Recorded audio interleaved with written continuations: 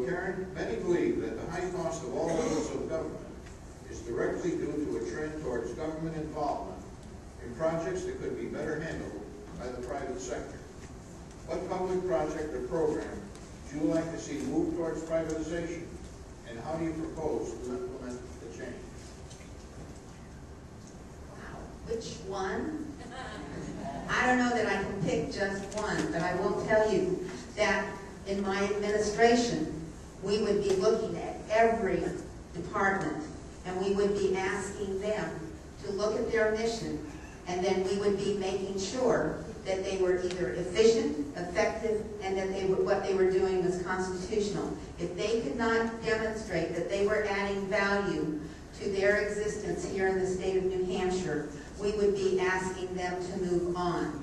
The thing is that we have to have an efficient, effective government. It has to be limited. It cannot continue to grow. We have so many agencies and programs that were not constitutionally the original intent. We need to get those things out. I really do believe that if something is going to exist, that if it exists in the private sector, then it will survive.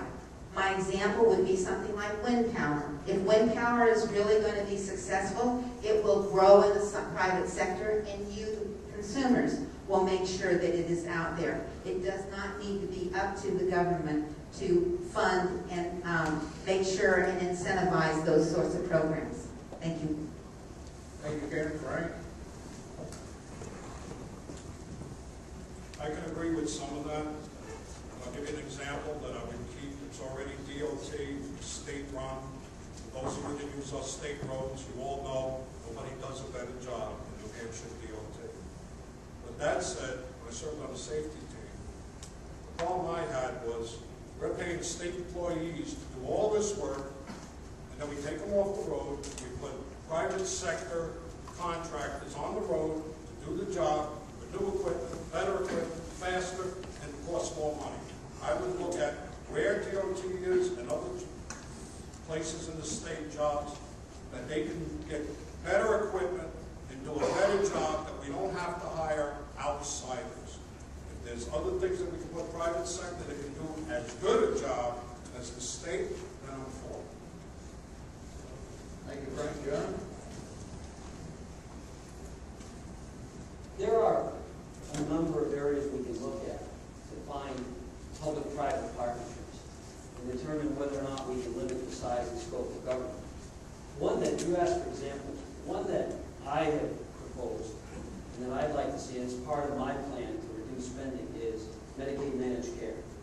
And Anthem came out with a report about a month ago that said a Medicaid managed care system in this state of New Hampshire could save $300 million a year. And I'm going to be talking about that a lot in the campaign trail.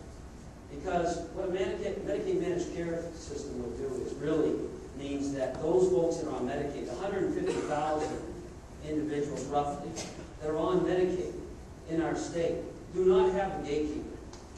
And the state is working to be that gatekeeper. And I don't believe that the state needs to be in that type of business. But we can look at those other 40-plus states that already have outsourced that to the private companies that would bid. And today, the average, according to the Anthem study, the average cost is $7,000 a year per individual. And the states across the country, in New Hampshire it's $7,000, are $5,000 on average across the country. If you get to the average cost by having a gatekeeper and do the things that we do when you have health care, you have to check with someone before you go to emergency room if it's a non-emergency situation. If you have that happen and you bring it down close to $5,000 a year per person, which we can do by being more efficient, you save $300 million according to that Anthem analysis. That's one of the first things I would look at. Let's go. Thank you, John. Jack? Well, I'm a private sector guy, and I believe the private sector can do a far better job than the state of the government can ever do. I talked to you about one thing with the ATV trails, and that is a perfect example. It goes along with my idea that the ski area was a great example of moving it out of state control into the private sector, and it's been a huge success. We have a lot of land and property up in Course County that have been taken by the cities and towns. That land and property what I would do is use it as a carrot. I would offer that land to companies, corporations, private sector folks that want to move to New Hampshire, bring about 100 jobs, have to have certain criteria by which they can get it, and give them the land as a carrot. Right now, it's not even producing tax revenue. The day after they get it, tax revenue. They'll also have some equity they didn't have before. They can use that to borrow against and provide some working capital to start their business. But that's the kind of out-of-the-box thinking that you're going to get from a guy like me. I've lived in the private sector all my life. The other thing, New Hampshire has been purchasing lots of land. Now, as far as Temple Mountain is a good example. Why? Why? A place like Temple Mountain is another target. I would look at that and see if we can get a private sector outfit to come in and purchase it from the state and make that thing a big success. Whatever they would like to do, I think would be a win